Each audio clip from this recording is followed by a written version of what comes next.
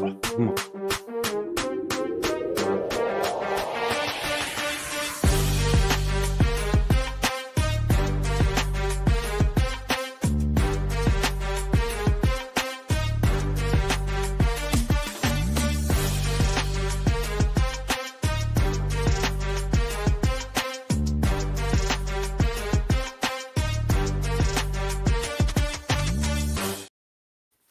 The Moss Spring Training Tours continue to roll on, and this is stop number 5 already. Red Trolley Ales, Wahoos, the Gaslamp, because I love lamp, and the Padres put you in a glass case of emotion. Vegas Mack with me today. How are you, big fella? What's going on? Oh, just dodging the snowflakes. That's all we're doing today. Just dodging the snowflakes. Ain't nobody got time for that shit. It's March. It's supposed to be spring. Spring, come on. Yeah. Oh, baseball, and that's why we're going to do an opening day dollar dingers this year, but we're gonna give it a couple weeks before we really ramp up, because God forbid baseball does anything smart and starts the season knowing that there's bad weather at this time of the year on the whole Eastern Seaboard. Let's not, utilize the dome stadiums and the West Coast stadiums. Let's just play these games in crappy ass weather. But then again, we only have to deal with Rob. Minnesota's nice this time of year. Come on. We only have to deal with Rob Manfred until 2029. That sounds like a prison sentence. But let's talk about this Padres team in the National League West, where everybody's battling for second place, and 93-69 in Mike Schilt's first year last year. They go to the NLDS. Obviously, the most entertaining series we saw in the entire postseason last year against the Dodgers. Anytime the Padres and the Dodgers get together, it's fun. This is a Padres team, Mac, that is in a whole lot of turmoil right now. A lot of who knows who's going to be here, who's not going to be here, who's running things. What's your first take on the San Diego Padres? Is it Slam Diego or Friar Flop?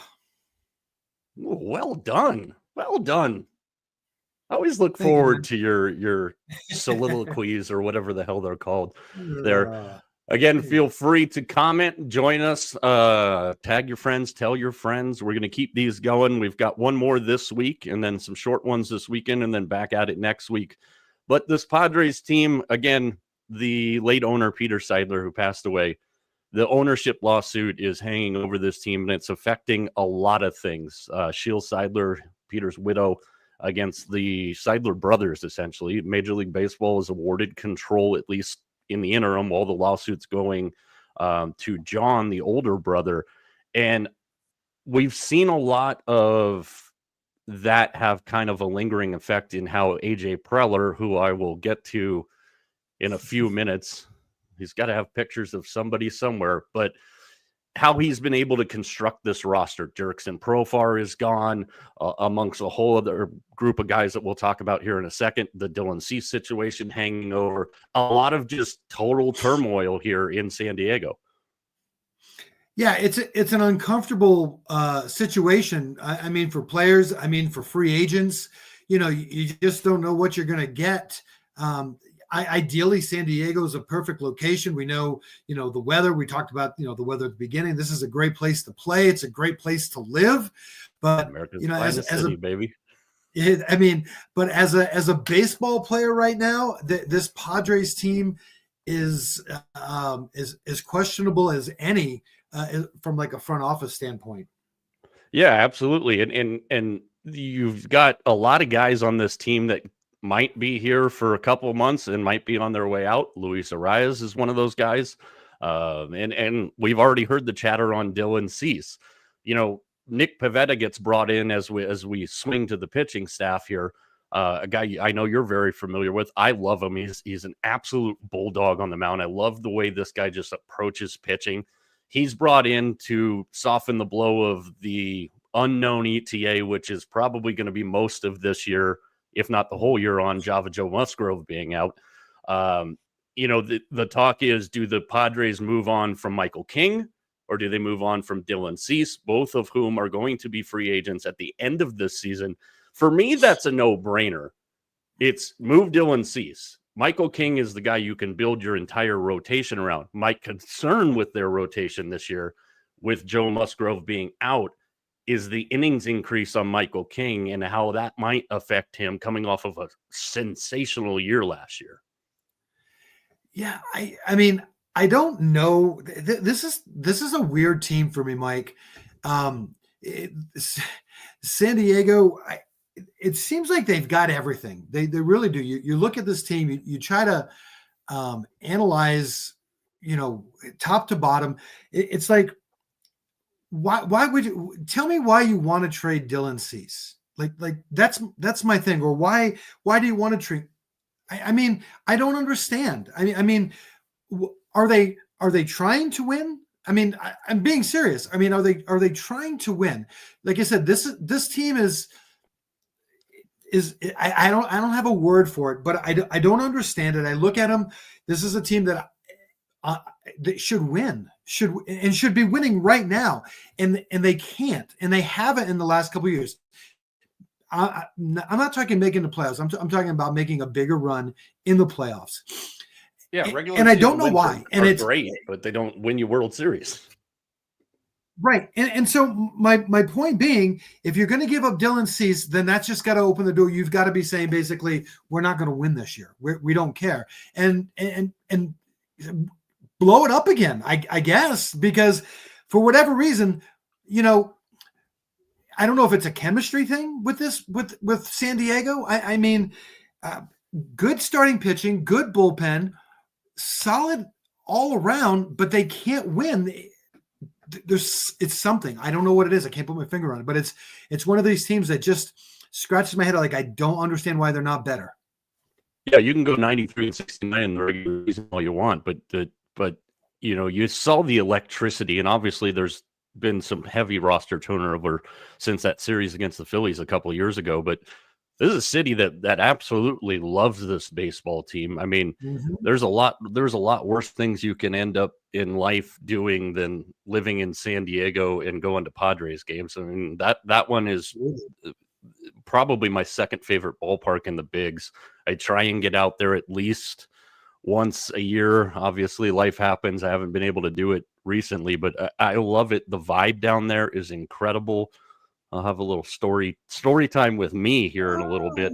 Yeah. But when you talk about it, and we go through this lineup, and it's a really good lineup, top to bottom, and the pitching staff, again, where we're at right now. You got Cease and King, you've got Darvish, Nick Pivetta, and then the fifth spot is a little bit of a question mark. You got Waldron, Vasquez, Kyle Hart, who they brought in. Like, there's a lot of questions with the fifth spot, but those top two guys and an average Darvish and an average Pivetta are going to win you a lot of ball games.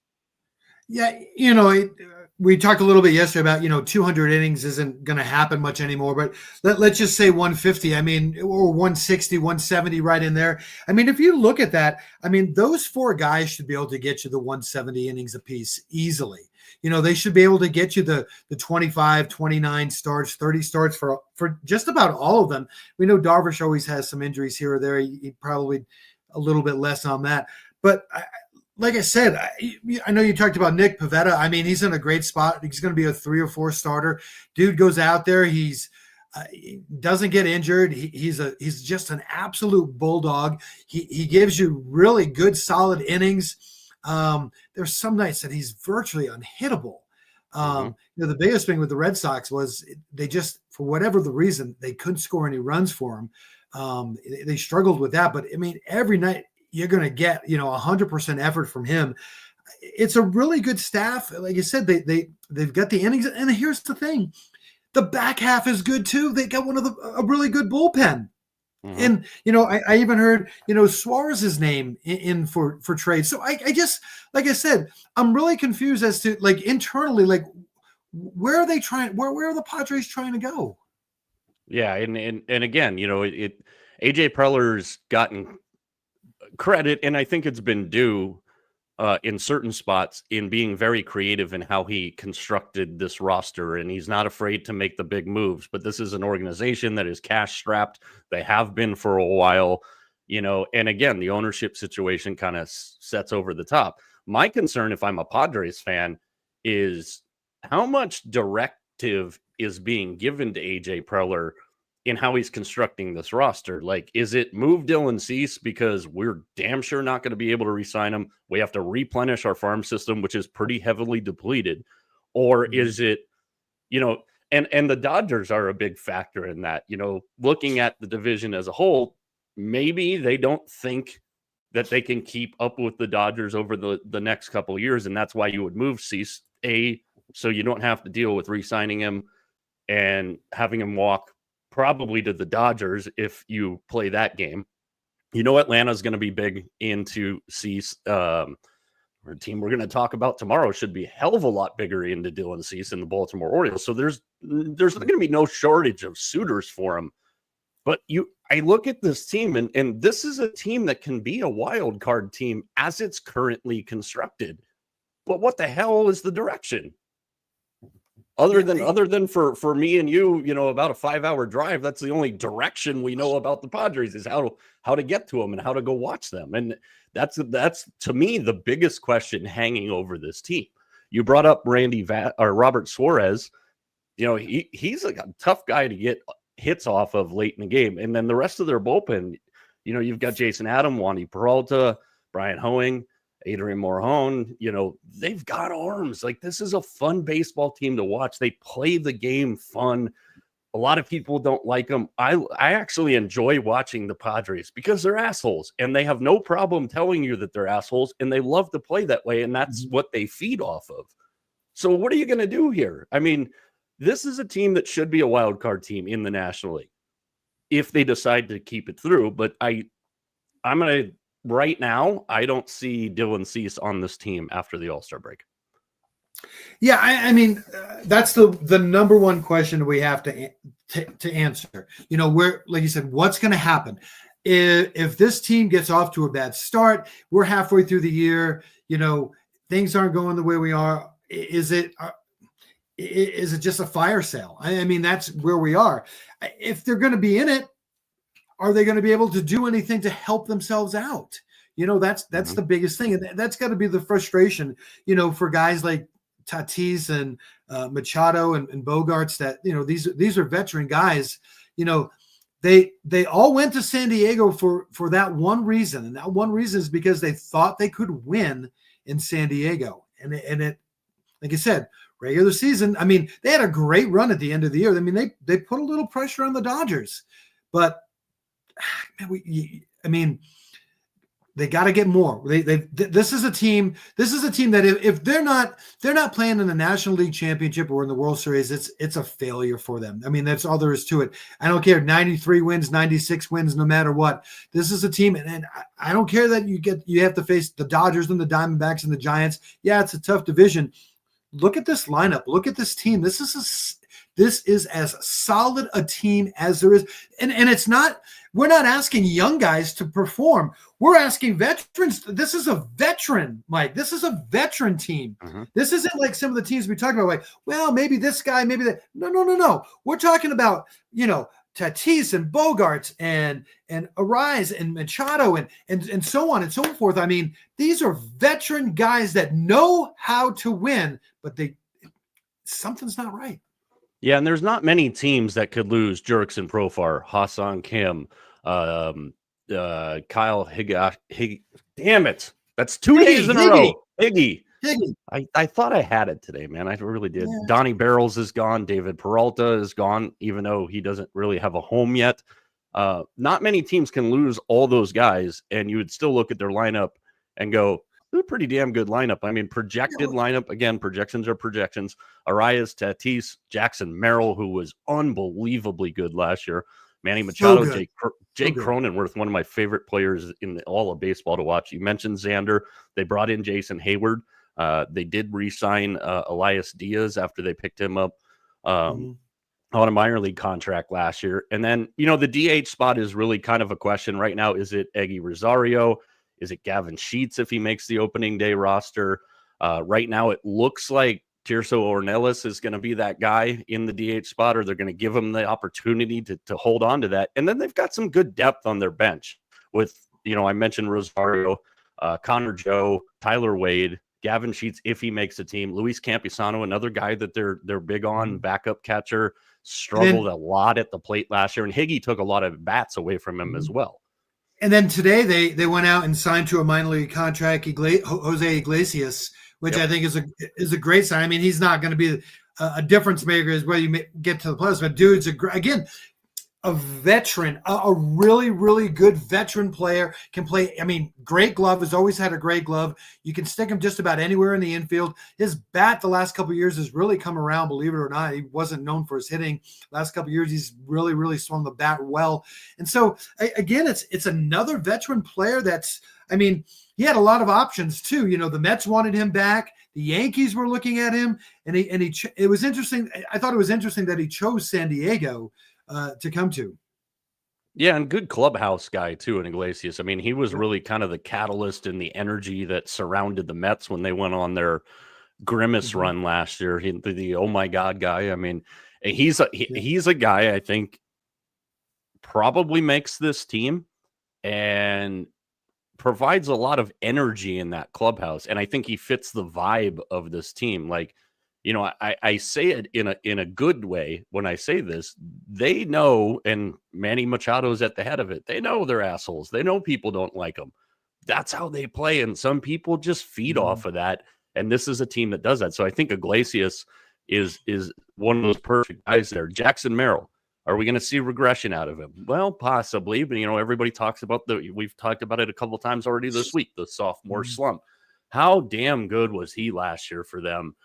And you know, the other thing we got to remember last year is nobody on that team last year was really playing their natural position. They had a bunch of shortstops playing all over the damn place, and they won 93 games. So they're one of the more frustrating teams to kind of project out because of the turmoil and the unknowns and everything else. You know, Matt Waldron's another one of their younger guys that I'm kind of interested to see how he gets used. We saw him last year. You know, can he go through the second year of, you know, the quote full grind in Major League Baseball and get through it? And, you know, I really like the way Mike Schilt manages this group too.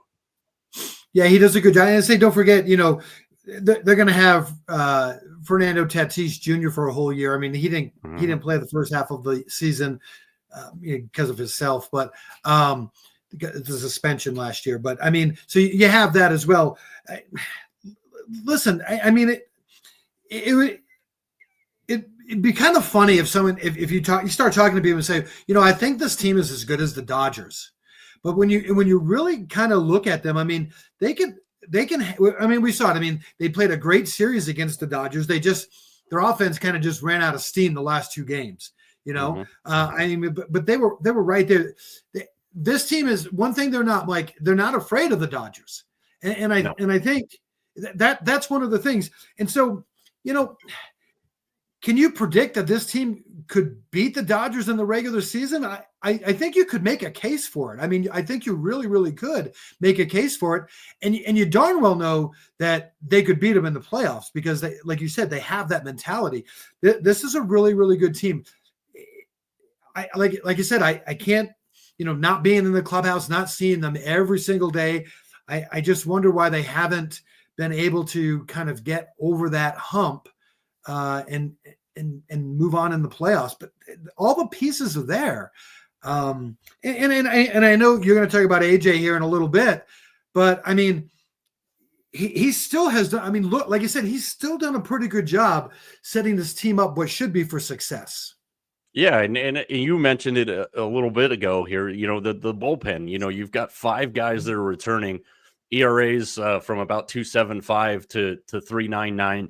You know, Adrian Morejon's one of those guys that, you know, might even be considered to be stretched into a starter. My big concern is Java Joe being out and him being out a long time. Now, we know that pitchers, torque on arms, all that, it does a number to you. I've got shoulder scars to prove it. Not that I pitched the major league level or anything like that. I will pitch against you and strike you out as we discovered yesterday. But, you know, Michael King had an innings increase from 102 or 104.2 to 173 last year. Are they going to need more out of him? And does that lead to an injury? Well, it's not like a direct correlation to it, but it is something to be a little bit concerned with. Can you Darvish step up and eat some of those extra innings?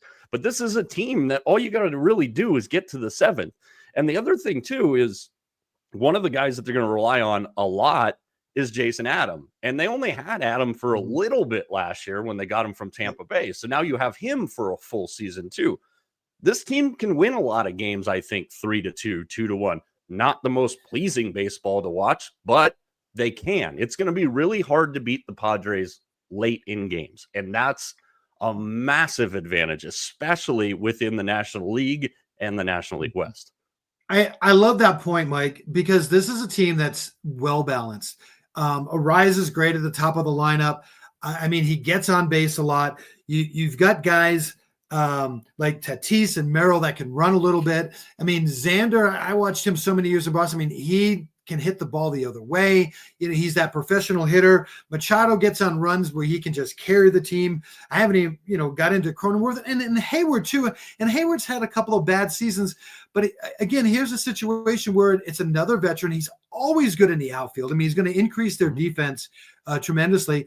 And, I don't know. I mean, you put him 5th, 6th, 7th in the lineup where he doesn't have to do as much. Maybe a little bit of the pressure's off of him. I mean, who knows? But, I mean, I think you hit it. It was perfect. This is a team that can score 20 runs in a game. They can score 2 runs in a game and beat you. They can beat you 1-0.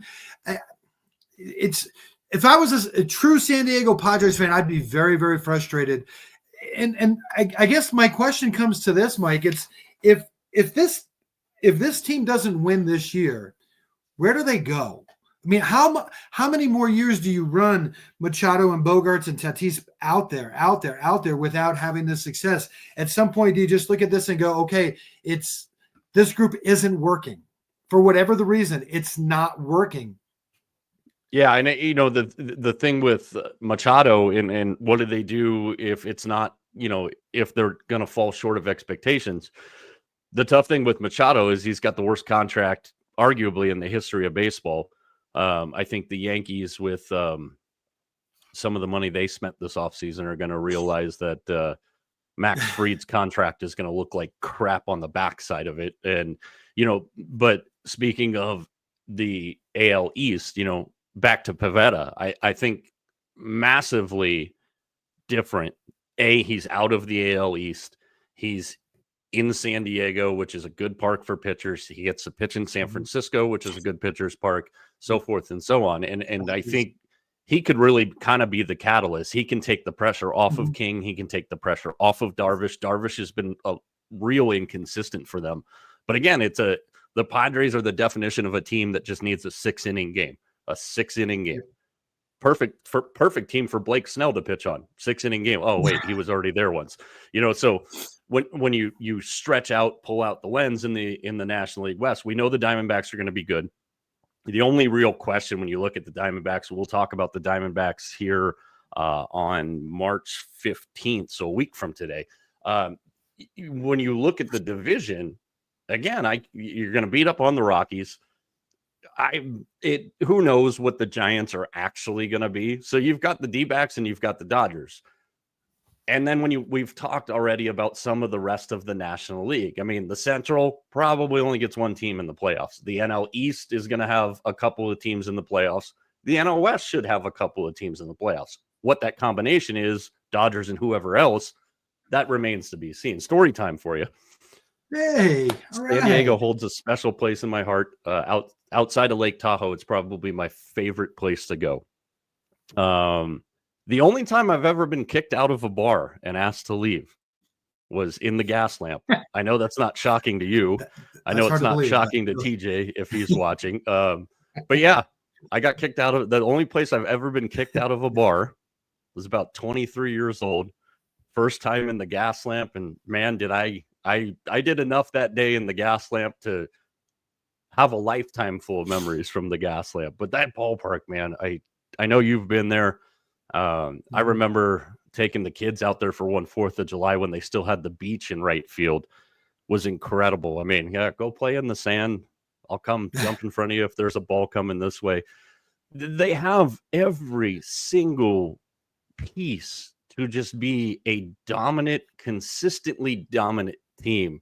But this ownership thing is going to hang over them. And until it does, it makes them very, very vulnerable. I mean, they're a team that, if you go back to when they signed Xander Bogaerts, okay, they were already cash strapped at the time. The TV deal was a mess, the nines, and they go on a couple of deep playoff runs, which is obviously best for business, to use a WWE line for those of you scoring at home.